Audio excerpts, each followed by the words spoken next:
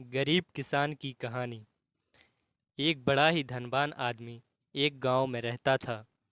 जैसे कि ज़्यादातर पैसे वालों का होता है, इस धनवान सेठ को भी अपने पैसों का घमंड था। वह जिस गांव में रहता था, वहां पर ज़्यादातर लोग किसान थे। इन सभी किसानों के पास जितनी ज़मीन थी, उससे कई गुना ज़्यादा ज़मीन इस सेठ के पास थी। कई गरीब किसान तो इसके लिए इसके खेतों में काम करते थे।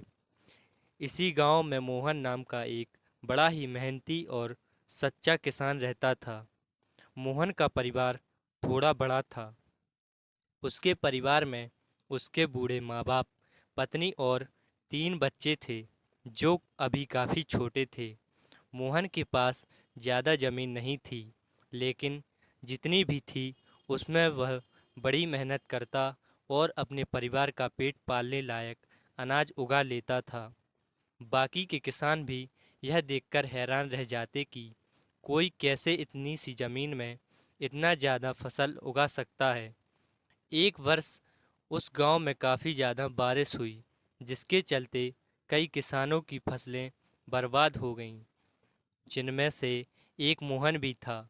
अब मोहन धर्म संकट में पड़ गया, क्योंकि उसके परिवार में उसके अलावा कोई और कमाने वाला नहीं था और अपने परिवार को भूखा मरते हुए वो देख नहीं सकता था। वह जानता था कि इस गांव में अगर कोई उसकी मदद कर सकता है तो वह वही घमंडी सेठ है, जिसने गांव के कई अन्य किसानों को या तो कर्ज दिया है या तो अपने यहाँ काम पर रखा हुआ है। हाथ पर हाथ धरे बैठे रहने के बजाय उसने इस सेठ के पास जाने का फैसला किया और एक दिन उसके पास पहुंच गया।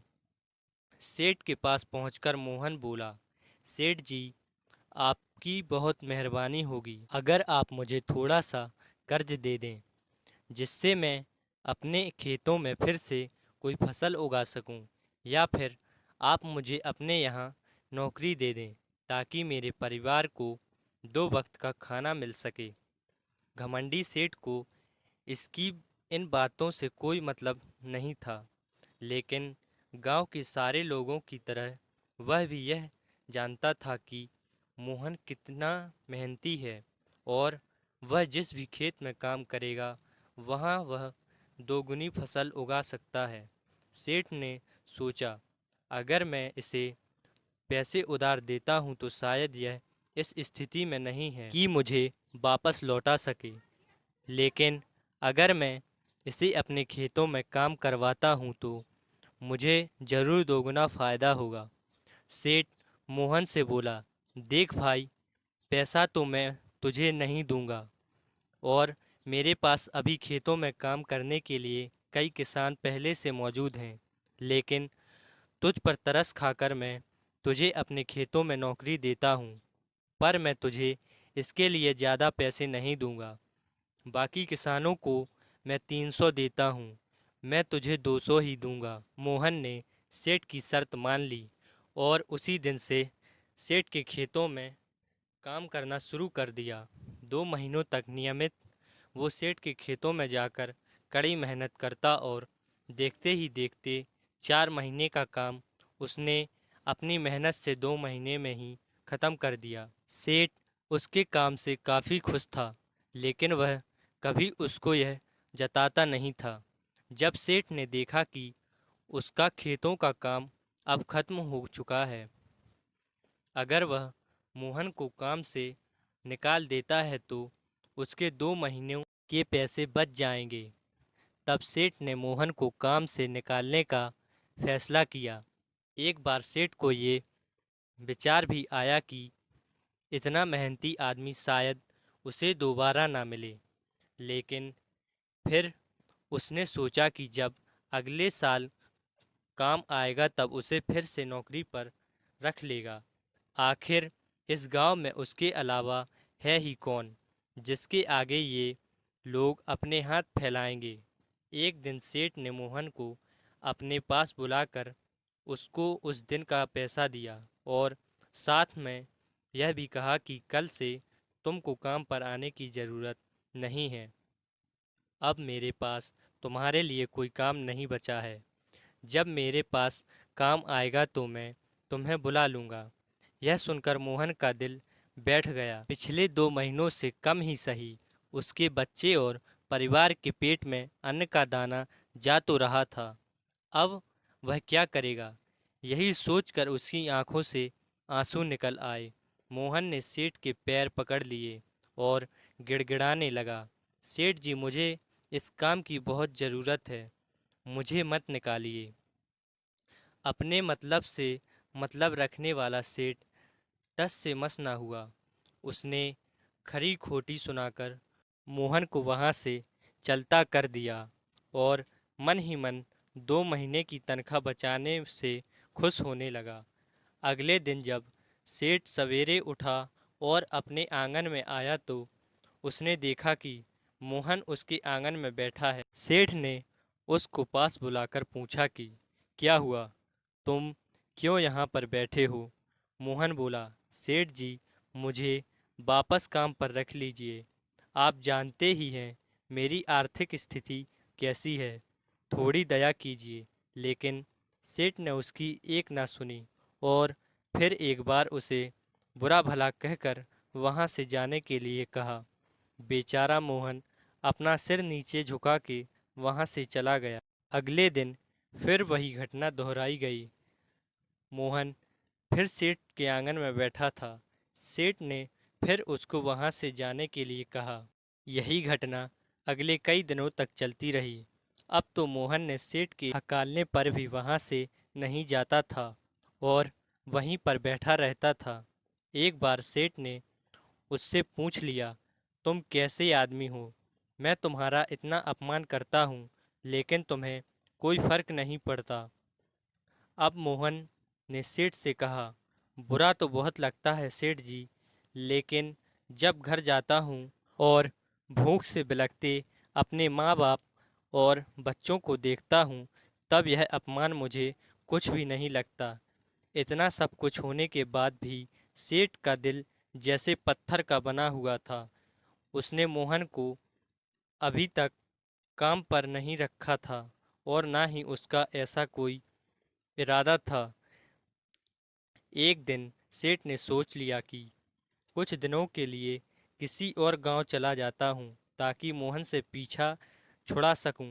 अगले दिन मोहन के आने से पहले ही सेठ अपने परिवार को लेकर अपने किसी संबंधी के यहाँ चला गया और वहाँ पर 10 दिनों तक रहने के बाद फिर अपने गांव अपने घर वापस लौटा।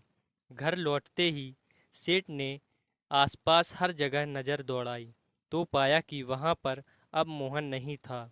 सेठ ने सोचा, मेरी तरकीब काम कर गई, लगता है मोहन से अब पीछा छूट गया है। हालांकि अब सेठ के द्वार पर मोहन नहीं बैठा था, लेकिन मोहन का विचार अभी भी सेठ के मन में घर कर बैठा था। सेठ सोच रहा था, मोहन इतनी जल्दी हार मानने वाला आदमी तो नहीं है। उसके साथ क्या हुआ होगा? क्या उसे कहीं कोई और काम मिल गया होगा या फिर और कुछ? इन विचारों ने सेठ को बेचैन कर दिया और आखिरकार सेठ को मोहन की खबर लेने के लिए गांव में जाना पड़ा। सेठ को मोहन का पता नहीं मालूम था, इसलिए अड़ोस पड़ोस के अन्य किसानों से पूछने पर पता चला कि मोहन घायल हो चुका है और अपने घर पर आराम कर रहा है।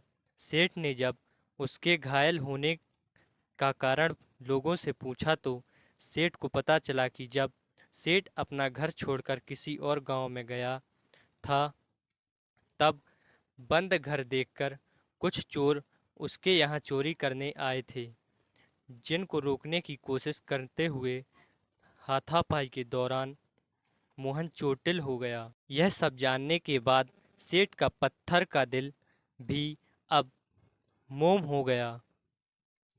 सेठ को अपने किए पर पछतावा होने लगा। सेठ ने अपने आप को याद दिलाया कि कैसे उसने एक शरीफ और सच्चे आदमी को ज़्यादा काम करवा कर भी उसको पूरा पैसा नहीं दिया और जिसको गले से लगाना चाहिए था उसे ठोकर मार कर भगाता रहा। सेठ मोहन का घर का पता पूछकर उसके घर पहुंचा तो देखा कि मोहन के घर की हालत बहुत खराब है। उसका परिवार भूख से बेहाल है और वह खुद अपने हाथ पैर पर चोट के साथ एक खाट में पड़ा हुआ है। यह दृश्य देखकर सेठ की आंखों से आंसू बहने लगे। सेठ ने मोहन के पास जाकर उससे सच्चे दिल से माफ़ी मांगी, उसको उसकी मेहनत के पैसे दिए, उसका इलाज करवाया और उसको हमेशा के लिए अपने यहाँ काम पर रख लिया। दोस्तों, इस खूबसूरत कहानी से हमें कई पाठ सीखने के लिए मिलते हैं। पहला पाठ, अगर भगवान ने हमें दूसरों से बेहतर ज़िंदगी दी है तो हमें उसका फ़ायदा नहीं उठाना चाहिए और हो सके तो ज़रूरतमंद लोगों की ज़िंदगी में कभी सुधार करने की कोशिश करनी चाहिए। दूसरा पाठ, कठिन से कठिन समय में ईमानदारी और सच्चाई का साथ नहीं छोड़ना चाहिए। हाँ, यह मार्ग बड़ा कठिन है, लेकिन इसकी मंजिल तक आदमी ज़रूर पहुंचता है और उसका फल भी अच्छा मिलता है। तीसरा पाठ, जब तक हम अपने बारे में सोचना बंद नहीं करते, तब तक हम दूसरों के बारे में सोच नहीं सकते हैं और उसका दर्द नहीं समझ सकते। किसी ने खूब कहा है, खुद के लिए जिया तो क्या जिया, दूसरों के लिए जीना ही जिंदगी है। दोस्तों, अगर स्टोरी अच्छी लगी हो तो प्लीज़ वीडियो को लाइक करें और प्लीज़ चैनल को भी ज़रूर सब्सक्राइब करें। तो मिलते हैं नेक्स्ट वीडियो में, और चैनल को भी ज़रूर सब्सक्राइब कर लीजिएगा।